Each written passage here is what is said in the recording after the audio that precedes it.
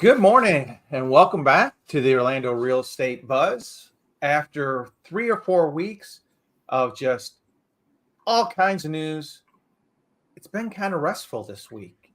It's like we've got the short week, markets are closed tomorrow, holiday weekend, Easter on Sunday. Like news wanted to kind of stop a little bit. Yeah, I would appreciate it if it can stay that way through Monday. Just I would like a couple days to after the past couple weeks. We did get some news today that we want to go over. First being GDP numbers came out, yes, as well as the jobless claims numbers came out. Mm-hmm. And then we're going to kind of look at where real estate is overall, from commercial to residential, and some interesting contradictions, I think, between what our GDP numbers, our jobless numbers are showing, and what the American people are feeling these days. Mm-hmm. And I think we're going to see it between the two different presentations, the two different numbers that we're going to show. I mean, when we hop right into it today, GDP came out, came in third quarter or Q4 2023 came in at 3.4%, which was it 3.3 they were looking for? So 3.2, I think. 3.2. Okay. Yep. Okay. So a little bit stronger than we expected. So normally that's going to tell me, hey, things are moving well, things are going okay. And then, whoops, hit the wrong button there. And then the jobless claims came in as well, and we sat at 210,000 for the week. Slightly lower than what they thought. Slightly lower. Really didn't change. Not going to change the unemployment rate whatsoever. So you look at these numbers, Joe, and to me, it's kind of like, okay, things are moving, things are going well, things are, everyone should be feeling fairly comfortable overall. Maybe have a little extra money in their pocket, all that kind of stuff. But it's not the general sense I get out there. Is that what you're?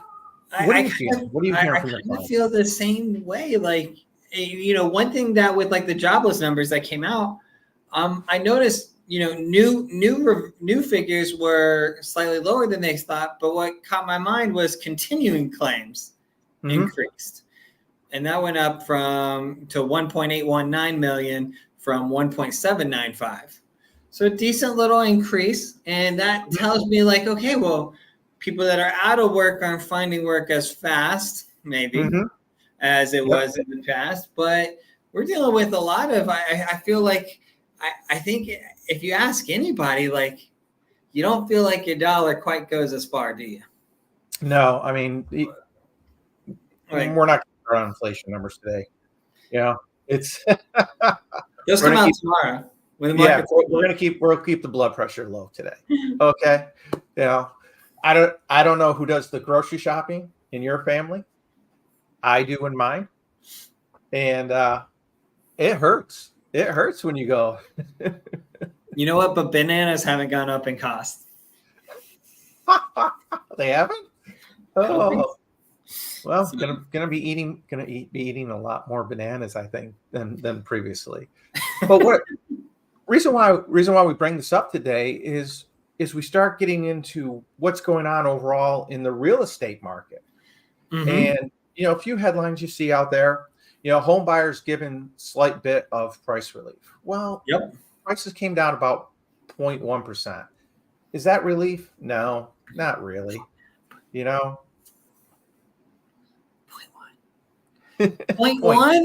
Like that, they're claiming that's a relief? Yeah. That's relief. That's relief. But when you look inside some of the numbers, this is the thing that really gets to you. Redfin found that you need to earn $121,000 to afford the median home today. But the problem is the median household income is only $84,000. So are we starting to get a picture of why we're not seeing as many homes sell as previously. Yeah. Just And can't afford them. can't afford them. I mean, you and I know we sit and we work numbers. It's, you know, sometimes you're trying to figure out how to you know help a buyer buy down an interest rate. Mm-hmm. You know, if we're at that 7%, he's at a 55% debt to income ratio. But if we can work with the seller and we can get them to buy down the rate, maybe Mm-hmm. 6.5, all of a sudden we drop to a 48 or a 49% debt to Yep. income ratio, and we can get them into the house. And with this lawsuit, I think that's one thing that's lost on a lot of people. They make it sound like it's so easy to buy a house, Yeah. but there's so many different things we've done over the years to be creative and to find solutions for people in these types of situations, and that's what you got to do. Mm-hmm. And like we've discussed many times, I think we're at that pressure point where something's going to give. I was talking Mm-hmm. to my home builder in DeLand yesterday, and he finally, brand new home, he builds builds an absolutely gorgeous house. Yeah. And for the first time, he had a house sit on the market for 8 weeks. And he's like, 8 what's weeks. going on? Yeah. And he's like, holy cow. And for the first time, he's always a very optimistic gentleman. He goes, wow, market's really slowed down. He goes, but you know that. I'm like, yeah, yes, I do. Mm-hmm. So he's starting to, here's a gentleman who's always been consistent, is starting to see his end slow down as well. And then, these are other headlines coming in this week. Prices of new homes are off 19% from their peak. And we see this. We've shown it before. Taylor Morrison actually dropping prices, the incentives that they're giving, but they are starting to drop prices. I got Lennar's sheet for Tampa I think they have 7 developments going on out there, and they probably have close to 300 quick move-in homes. They'll be ready, that are ready now, or will be ready in the end of May. Mm-hmm. And they can't afford to have these houses sit. That's just way too much money tied up into these houses. And then something we've discussed for multiple months now. Now you're starting to see the news come out with this, is that the multifamily homes are logging their biggest jump in distressed mortgages in 18 months. And that, like we said, that's going to hurt the small banks. Yep. And then the delinquencies, again, are becoming a problem for the small banks. So you're just watching this, and 3.4, but delinquencies, not being able to afford to buy a home. There's a divide that's growing between the average American family and what's happening economically out here. And It's frustrating. It's because you want to help people, you want to help them get into homes. I mean, that's one of the greatest joys in the world. When to me, quite honestly, it's the first time home buyer. That's an absolute ball. When they're in tears and they're just jumping for joy at that closing, that's an absolute ball. Mm-hmm. So then you kind of ask, like, what's going on around Orlando? Well, here in Orlando right now, we've seen one of the top 5 increases in home prices in the nation. Mm-hmm. So what you're looking at is we're number 8. But here's the thing. If a house went from 121,000 in 2000, has jumped 217% to $384,000 in 2020. Boy, no wonder why. That's a big jump. That's a huge jump. What was the average inflation rate during that period? Do you know? Like 2.5, 2.3, yeah, right in that ballpark. So if you took the average inflation rate during that period and applied it to that house, it would actually come out to $177,000 today. As opposed, that's the national average, right? Yeah, national average. But that's crazy. Like, 177, we'd be like, there'd be buyers right now. Oh, Now, we'd be rocking and rolling. a lot of people wouldn't have built the wealth that they've had in their homes. True. But we'd have more people in the homes. We'd have more ability to get people into the homes. Mm-hmm. Can I see this go a little higher? Oh yeah, of course, because you always got the rules of economics, which is the law of supply and demand. Which we've past several years we've had a lack of we've of experienced supply. That's what's caused a big reason why it jumped the way it did. Yeah. So you can understand that, but even if it had jumped, say 4% as opposed to 217 divided, it's basically 10% a year since the year 2000. We'd still be down in the 250 to 275 range for a lot of people on most of these houses. So you're looking at that and you're like, wow, that's just astronomical. And then the other thing that we're starting to see here in Central Florida, Orlando, is the jump in local foreclosures. Florida right now is the number one state for foreclosures. And that could be a number of reasons. One, I think probably bigger than a lot of people think, is the change in insurance rates. I mean, that's just something that has just gone out the roof. And you have to include that in your most 90% of people include that in their mortgage payment. So I mean, I know I've gone from $1,800 to $4,000 in a year. I think I went 1,900 to I'm 3,750 or something like that on my insurance. And I've seen on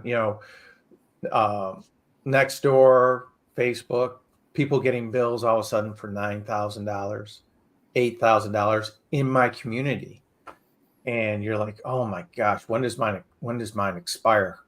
Please don't. Please don't. Please do not let it go up like that, because it's I think that right there is probably why we're seeing that foreclosure rate go up in the state. Yep.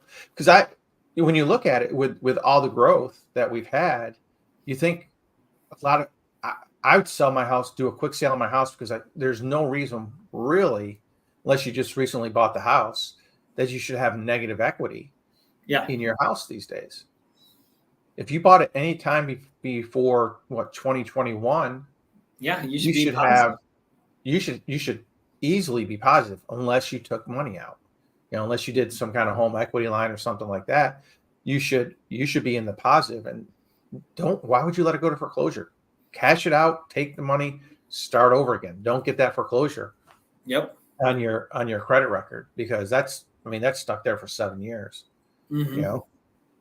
So you look at that and it's like, these are the things that are giving a different direction and feeling than what we're seeing with the overall economic numbers.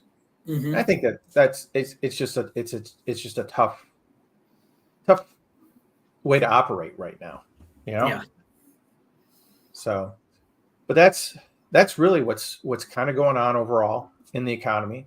When we hop into our numbers for this week, we're going to see same thing is, we're back down to roughly about 400 sales, 387 for the week. Okay.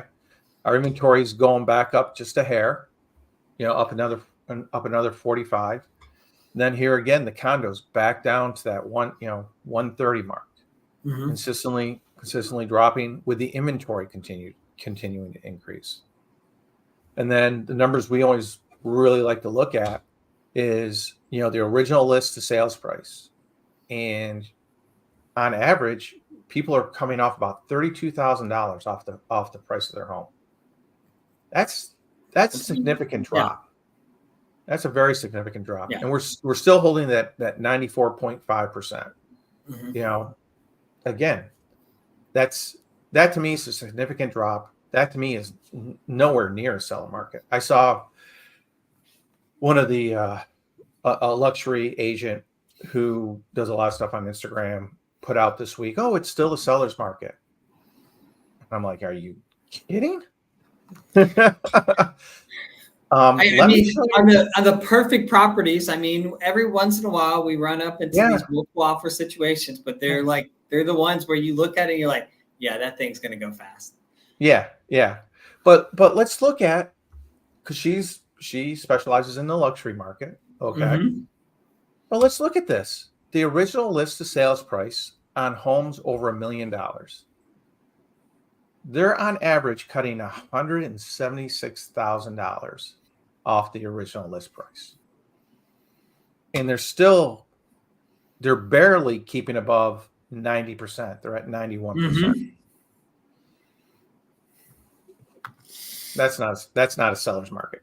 No, no, 58 days. You know? it's not, I mean, and right now where the marketplace is, like that's not nearly good enough. Mm-mm. No, with all the news we're seeing and the feel that people have, they're being more conservative and they're Mm-hmm. making sure that their dollar is stretching. When you're paying a 7% interest rate versus a 3% interest rate, Yep. you're going to make sure that every dollar you spend is well spent. Mm-hmm. And then we just look at it graphically, and that's what you see. Here it is. Here's our median for the past what, 3-4 months. It's sitting right around that 337,000 mark. We're in the spring. Yeah. We can show houses. One thing I do love about daylight savings time, I wish they'd leave it alone, is you can show houses later at night. You can go show a client. It's 6 o'clock, 7 o'clock. And there's still daylight out, and you can still get the opportunity to show people. But we're in the springtime, and this number isn't going up at all. It's not increasing. Mm-hmm. Yep. It's actually down a little bit overall. And then here we go with our inventory. We had flatlined for several weeks, and here we go. We're starting to creep it back up, which you kind of expect. In the spring, as more people, and this probably will increase over the next month and a half. Mm-hmm. But then again, if we continue the increase, are we going to see the continued decrease in prices? Yeah. One thing I do is on a weekly basis is I actually put out an updated web page with all price reductions for the week, and we've been averaging close to about 150 to 160 price reductions, if not more, on a weekly basis. Mm-hmm. Then the other thing I do is I put out over 60 days. The number you never had a house. When 2022, 2023, when do you remember any house? It could be falling down. You'd be lucky if it hit 2 weeks. Yeah. Yeah. When do you remember anything over 60 days? Now you've got, over 100 homes in each county over 60 days. So it's not a seller's market. It's totally changed around. And, like I tell a lot of my buyers clients, let's take a look at the ones that are 30, 60 days, because those are our best opportunities to work a deal. Mm-hmm. Because sellers still have that mindset that my house is wonderful, I'm going to get top dollar, this is going to, Yep. not going to have to give any concessions. And 2 weeks in, they're like, oh my gosh, why is my house not selling? Well, it's because it's not the 2021 2022 market. Different market, got to use a different strategy. Exactly. And then coming into the condos, sitting same thing. They're about 95%. But as we discussed, we think that's more of the prices actually starting to come down from where they were previously. So the market going into spring is really kind of stale. It's just it's moving, it's going uphill, but it hasn't hit that crest where it's picking up the speed that we thought we might get, coming into the spring. Your treasury is kind of held steady. between that, 4.2, 4.3. So your rates are what are varying. How much have you seen in rate shifts, over the Um, weeks? it was really wild.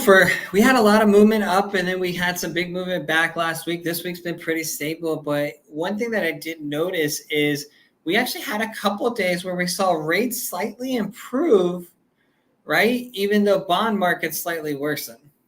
Mm-hmm. Or excuse me, bond markets slightly improved. Bond markets improved, but rates improved as well. Excuse me. Which usually they work inverse of each other lately, right? Yeah. Like you need to see the bond market go down to see rates go down. But we saw where bond market went up, but we saw rates go down a little bit. So we're starting to see a little bit of compression back to closing that wide gap between the bonds, between the Mm-hmm. bond market and the fixed mortgage rates, right? Which we said historically, if everything remained the same, we didn't see Fed rate drop, we didn't see anything, but we just stabilized, right? Like we just stopped seeing wild movement. We would see interest rates naturally probably fall from low 7 to low 6, maybe even high 5, Okay. just by not Yep. seeing movement. But right now we have volatility, so it's keeping that spread wider. But we saw the last couple of weeks a little bit more stability, so we saw that spread kind of just tighten up a little bit. Do you think that's because possibly the Fed held steady? Possibly, right? Like, I think Or might it be the volume being so low? You're it could be that volume's been a little bit dropped down. We could see, the auction for like bond auctions has been pretty solid, right, for demand on the last couple auctions, which will kind of help with that. But I think a lot of it just has to do with it's kind of that uncertainty. Like when it comes to pricing in markets, right? When people don't know which way it's going to go, they're going to price higher because they don't want to be stuck with something that's going to be worthless if everything else goes higher, right? Mhm. Because these are 30-year notes. These are 15, 20 plus year notes. Like if you're on the wrong side of the risk, like you really hurt yourself as a lending financial, as the institutions putting these prices out. So I think when it is volatile, even if it's volatile in a good direction, they're a lot slower to move down because they're like, hey, like it's that implied kind of like in the stock market, that implied volatility. When you look at options of it, the more volatile, the more risky it is. So they price up because it costs more because it's more, there's more movement, right? So less volatile, costs a little bit less, can close that gap. Gotcha. So I think that if we see the market stay flat over the summertime, we could see rates continue to pull back even without big economic news from the Feds or so forth. But I do think we're seeing kinks in the armor. We saw Powell change his tune a little bit in his last presser, where it's like all of a sudden, like it's not inflation. Now it's, well, like it's that time, it's transient. Like, like now he's kind of like he's getting away from some of the conversation that was his sticking point before. Yep. He's starting to look at other things, which says like, hey, I think, reading between the lines, like what I'm hearing is they're starting to see, but they don't want to admit it. So they're starting to line up some different pieces to where they know that they can if they need to. But I think they're going to try to hold steady as long as possible. But we see the Fed's drop rate, like we could see a significant movement down in interest rates, which is going to spike up buyer demand, which I think they're trying to hold off. Like, I don't think they want to spike buyer demand. Yeah, I got the feeling too. It's all going to be, I think, a little bit interesting because if he does the rate cut, like I think about 60% of the people feel he's going to in June, you've also got the changes in our procedures mid-July. Yep. So you're going to see, plus for Florida, you've got hometown heroes. In July. Literally starting up in about 90 days. So if you're thinking about buying the summer, you've got 90 days to get yourself together for that, because that money went 4 weeks last time, something like that. In the buying season, when it went out in July, it went super fast, like in a month or less. Yeah. But then when it came out, when they replenished with a smaller amount in the fall, it lasted a little bit longer than people expected. Yep.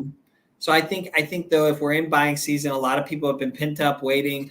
I think we could see it go really fast again. Yeah. Yeah. I know I'm reaching out to a number of my clients, letting them know, hey, we got 90 days.